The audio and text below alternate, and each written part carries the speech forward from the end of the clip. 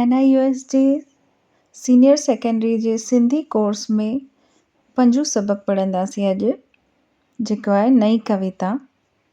हिन खां अॻु तव्हां सिंधी शाइर जी टिमूर्ती ऐं चुंड सिंधी कवियुनि जूं कविताऊं पढ़ी चुका आहियो, जंहिं में कविता जूं सीफ़ूं, बैत, गज़ल, गीत, दोहा, रुबाई वग़ैरह बाबति ॼाणी चुका आहियो।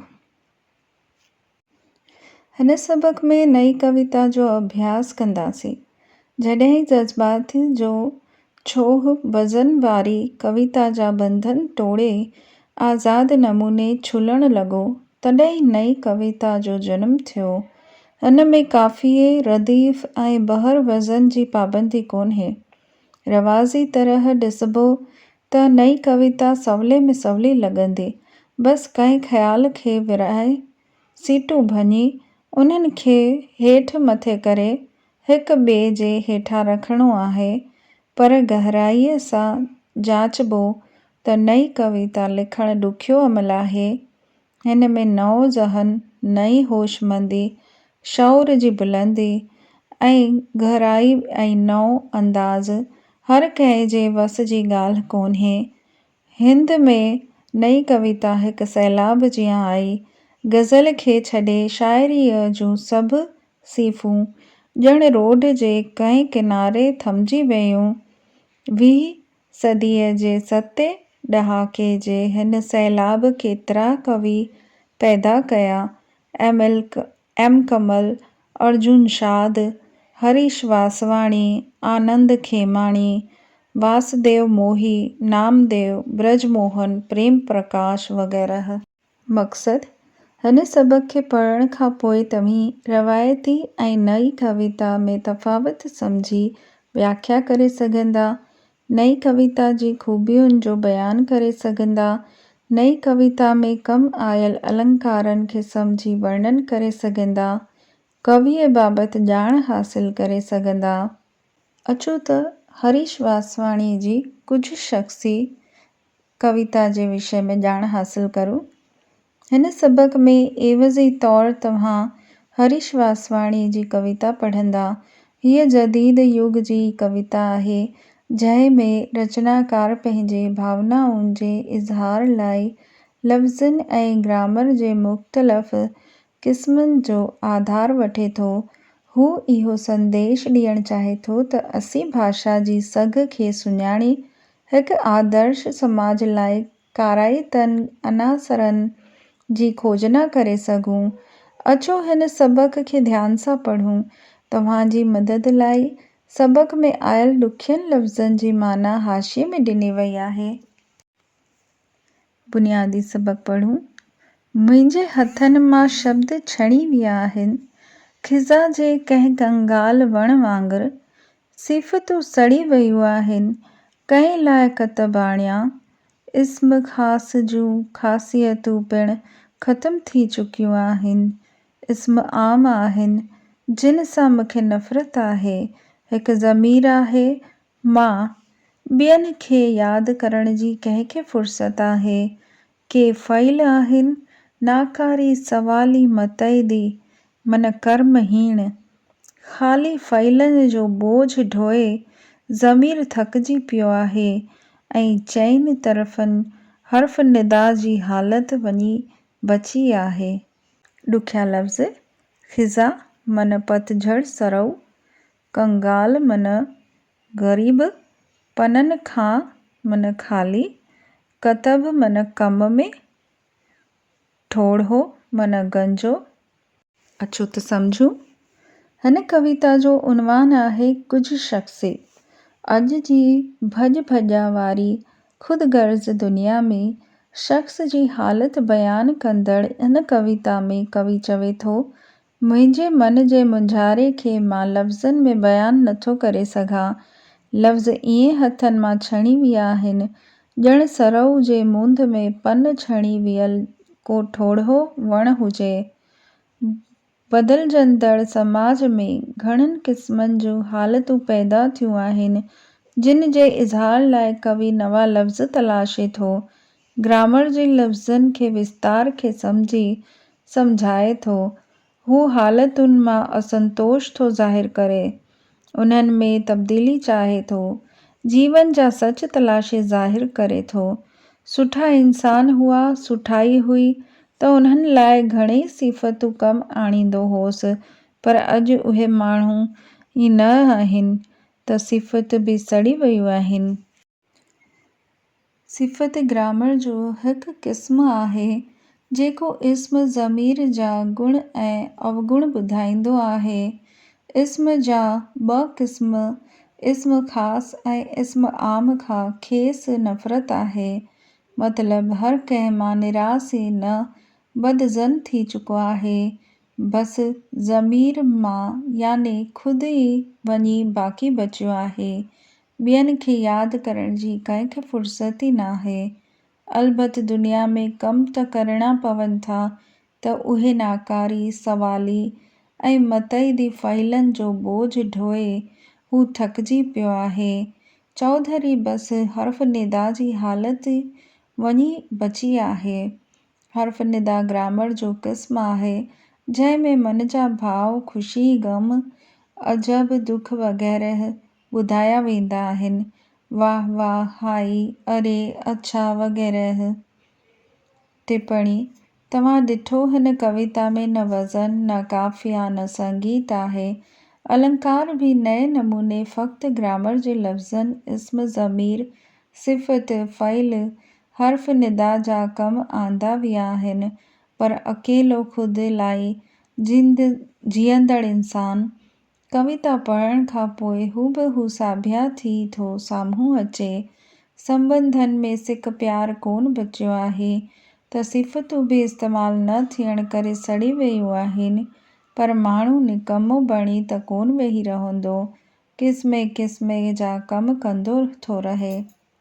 सबक़ बाबति सुवाल: सही जवाबु चूंडे लिखो। कवीअ जे हथनि मां कंगाल वण वांगुरु छणी विया आहिनि गुल, फल, शब्द या अखर। ॿियो आहे, कवीअ खे कंहिं खां नफ़रत आहे?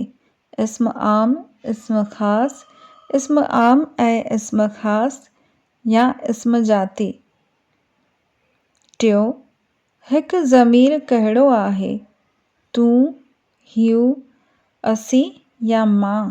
मशग़ूलियूं: मथी कविता मां तव्हीं नई कविता बाबति सुठे नमूने ॼाणी चुका आहियो।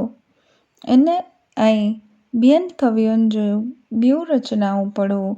सिंधीअ खां सवाइ हिंदी ऐं ॿियनि ॿोलियुनि जूं नई रचनाऊं, नई कविताऊं बि पढ़ो। नई कविता ऐं आज़ाद नज़्म जो तफ़ावत समुझण जी कोशिश करियो। रोज़मर्रा जी हयातीअ खां अलॻि कंहिं घटना, ख़ासि हालत में भाषा में कल्पना मुताबिक़ ऐं सृजनात्मक इस्तेमालु कंदे लिखनि था, जीअं बिना वणनि जो शहर, पाणीअ बिना हिकु ॾींहुं, अखियुनि बिना हिकु ॾींहुं वग़ैरह।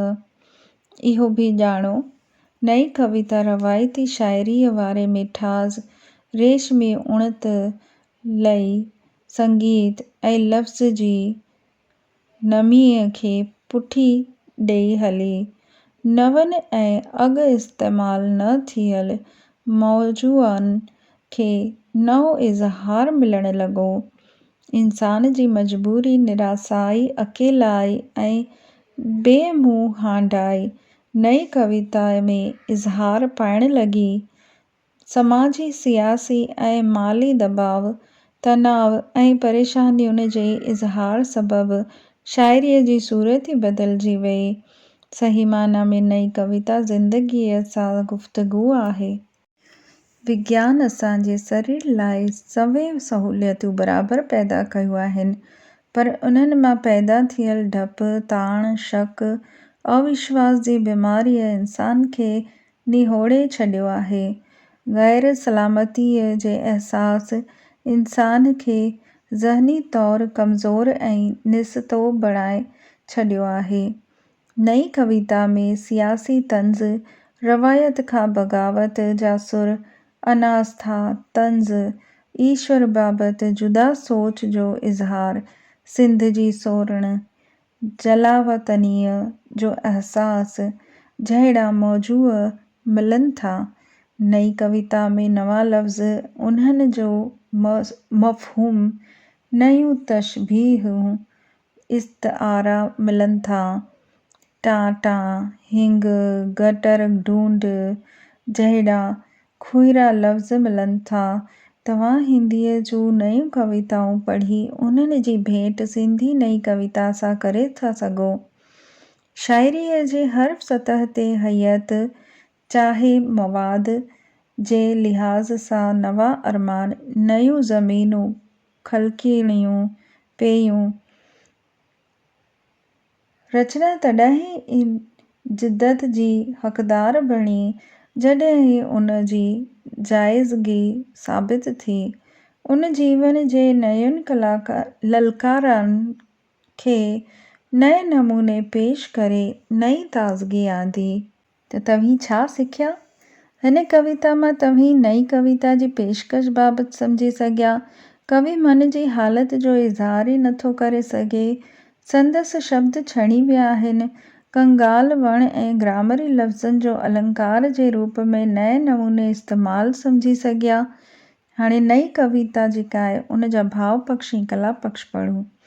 त भाव पक्ष आहे, अॼु जे शख़्स जी हालत, रिश्तनि जी हालत कंगाल वण मिसल, इस्म आम खां नफ़रत, सिफ़तुनि जो सड़ी वञणु। ऐं ग्रामरी लफ़्ज़ कला पक्ष जा जेका आहिनि, इस्म, ज़मीर, सिफ़त, फ़इल, हर्फ़ निदा, इहे सभु कला पक्ष आहिनि।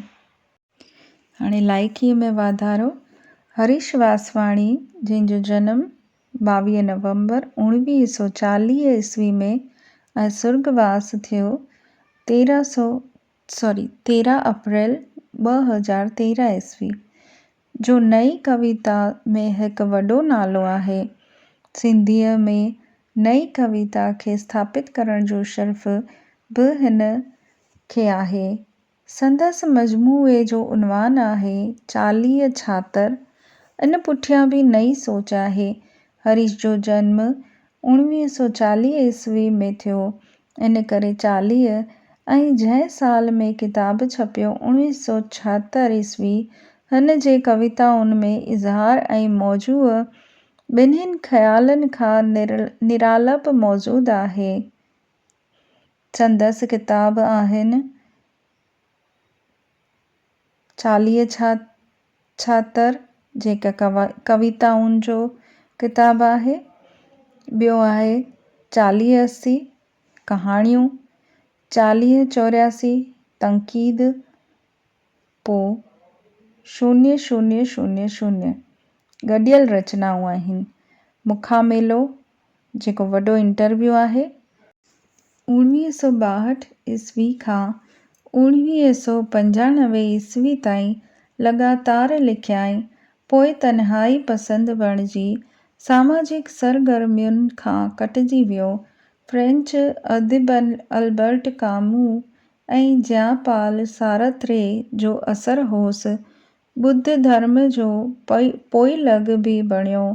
ॿुध खे मञींदे पछाड़ीअ ताईं हिमाचल प्रदेश जे धर्मशाला में वेंदो रहियो। आलोचना जे किताब 4084 ते खेसि 1987 ईस्वी में साहित्य अकादमी अवॉर्ड मिलियो। साहित्य अकादमीअ जे सलाहकार कमेटीअ जो मेंबर रहियो। 2013 ईस्वी में रचना कुंज ऐं सारंग रसालनि मथसि ख़ासि अंक शाया कया। सिखण जा नतीजा: पंहिंजे माहौल जे आज़मूदनि ते पंहिंजी आज़ाद ऐं चिटी राइ ज़ाहिर कनि था। नयूं रचनाऊं पढ़ी उन्हनि ते पंहिंजे साथियुनि सां ॻाल्हि ॿोल्हि कनि था। कविता खे पंहिंजी सम्झ जे आधार ते नए रूप में पेश कनि था। सिंधी भाषा ऐं कविता जी रवायत खे सम्झी, लिखी, ॻाल्हाए ऐं वीचारनि जी ॾे वठु ज़रिए इज़हार कनि था।